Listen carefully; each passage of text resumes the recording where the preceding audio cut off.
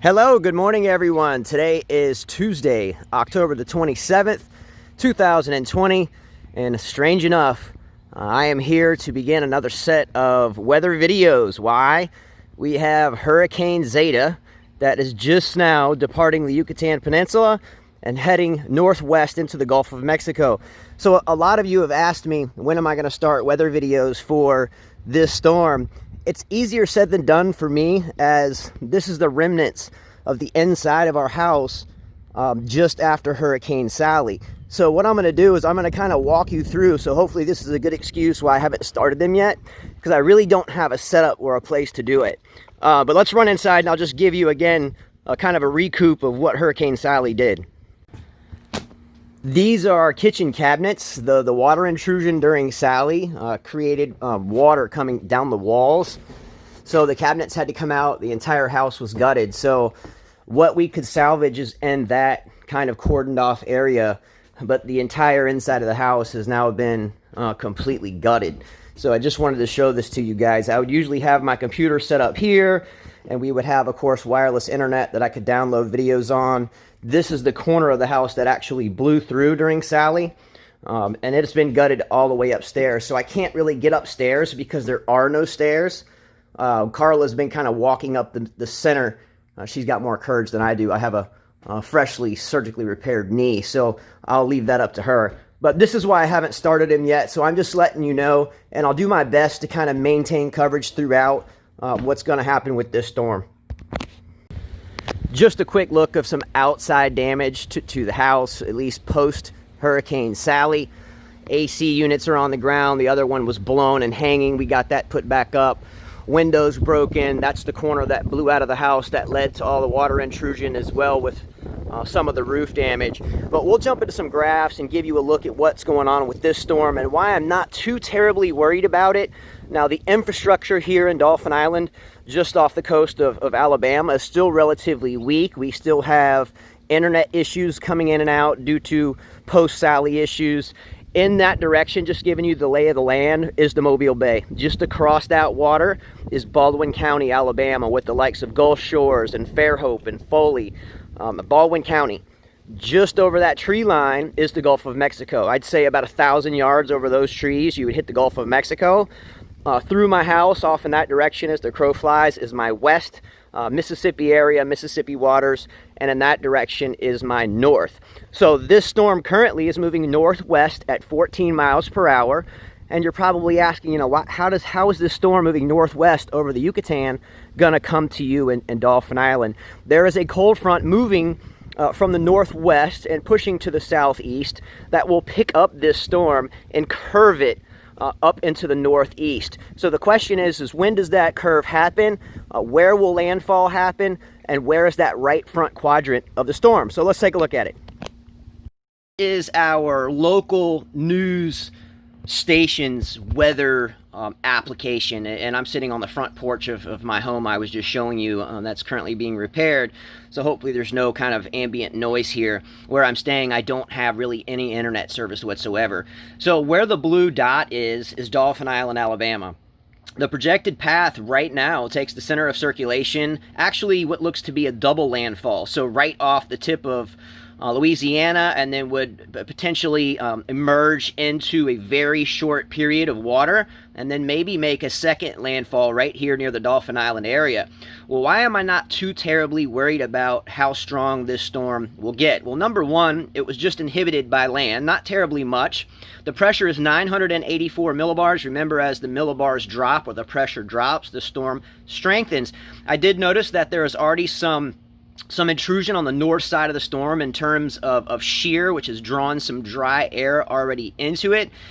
So once it reemerges, it would need time to re-strengthen. It's moving northwest at 14 miles per hour, so it doesn't have a lot of time to strengthen. And on top of that, we have a little bit cooler water temperatures this time of year that will not contribute to intensive strengthening or rapid intensification. So that's why you see this forecast as being a Category 1 hurricane when it makes landfall. So let's see if I can pull out my pen here. So let's say that this track is right on, and this is where the storm makes landfall. The right front quadrant is the worst area of the storm, and we would be on that side. So the question will be is what kind of air intrusion, what type of strengthening will we expect? And I don't think it'll be terribly too much more than it is currently. So I'm going to jump over to some other graphics and see where that takes us. All right, let's take a quick look at some of the latest models, ensembles, and latest forecasts. This one is from the National Hurricane Center, so I always like to look at that one first. I think it makes it much more simplistic for those that are watching. I had to take a quick move to where I'm staying because the contractors pulled up and we're working on the house. So, and this actual graphic, it shows exactly what I said. It's moving northwest at 14 miles per hour. You can see that the cone is relatively narrow. You can see the width of the cone. It's not terribly wide here. Well, why is that? Again, we have a cold front coming in from this direction, and it's not going to take too terribly long until that cold front moves across. The temperatures are supposed to drop here in the next day or two to much more fall-like temperatures, so those tend to move relatively briskly. These type of fronts do, and that will pick Hurricane Zeta up and move her to the northeast, as I indicated. Now, the big part of these storms that we worry about here on Dauphin Island is the storm surge. Well, what is the storm surge forecast? Right now, we are forecasted to get a 4 to 6 foot storm surge. But the important question on top of that is, when is high tide? High tide on top of storm surges are disastrous. The tide today, the high tide is at around 9 o'clock a.m., and then the high tide tomorrow will be around 10 o'clock a.m., and will increase to about 10:50 on Thursday. So our storm surge forecast of 4 to 6 feet, if that comes on top of a high tide landfall, then we're looking at significant impacts in terms of water damage here during the storm. So we will monitor that, but it looks like landfall right now may be Wednesday night as we're all sleeping. So, 12 o'clock midnight, 1 o'clock in the morning Central Standard Time on Wednesday night. But that, of course, it can change at any point in time. So this is the 7 a.m. update. We'll have another complete update at 10 o'clock. But let's look at some of the other graphics really quickly. Here is the tropical storm or hurricane force wind forecasts. And again, we are, let's pull out the pen right, whoops, too soon. We are right here where that red circle is, right on the coastline, actually off of the coast. So this current wind forecast has up to 70 to 80 mile per hour winds that are forecasted to happen right here on Dauphin Island, which will spell, yes, power outages, which will spell, yes, some downed trees and some power lines and so forth. But real big time structural damage, I don't think will happen again like it did during Sally. However, the infrastructure here is relatively weak. In other words, there's houses that you saw mine at the beginning of the video that have not been repaired yet and still have holes in them. There's houses that still need roofs. So I think there will be secondary damage based upon Hurricane Sally, but we will see. All right, let's take a quick move to some of these other graphs. Rainfall, and this isn't, it's moving so quickly, the rainfall probably won't pile up to 10, 15, 20 inches. This here forecast shows us getting rainfall of somewhere between 4 to 6 inches, or 2 to 4 inches. So the speed and the possibility of not very much strengthening will definitely diminish the amount of rainfall that we're expected to get.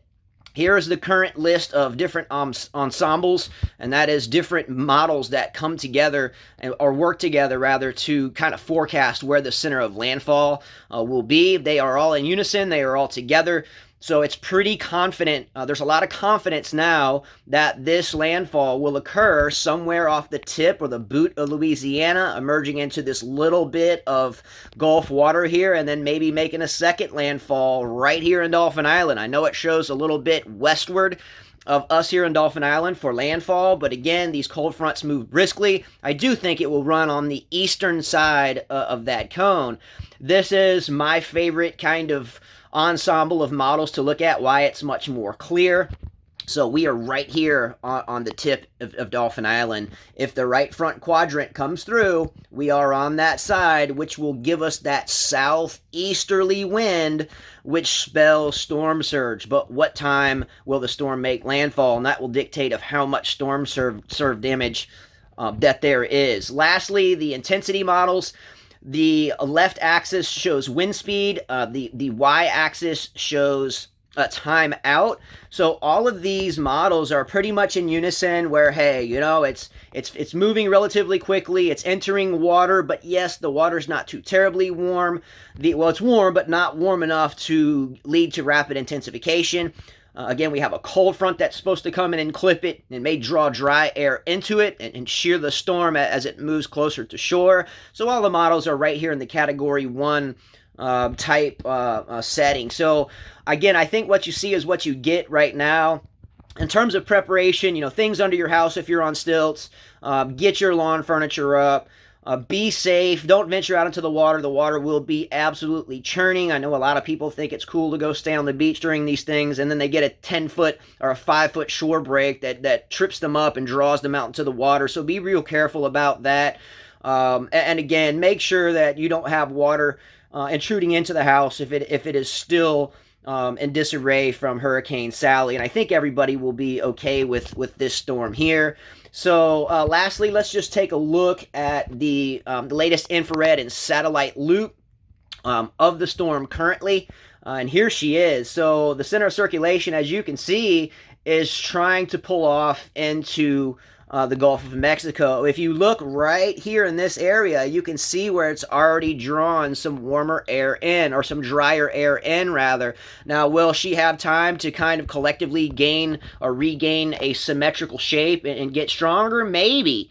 But the water temperature just won't support a rapid intensification. So anyway, we'll see what happens with this one. I'll do my best to continue covering the videos. But again, like I said, it's difficult for me to do so because I really don't have a home base to go or stay in at this point, but I will definitely do my best. So everyone, take care. Much love to all you. Stay safe. Please click like below and subscribe to our channel. It means a lot to us, and we really do appreciate it. So have a great day. Stay positive. Work hard and try to do good things for other people. And again, please subscribe. It would mean a lot. Take care, everyone, and have a really, really, really great day. See ya.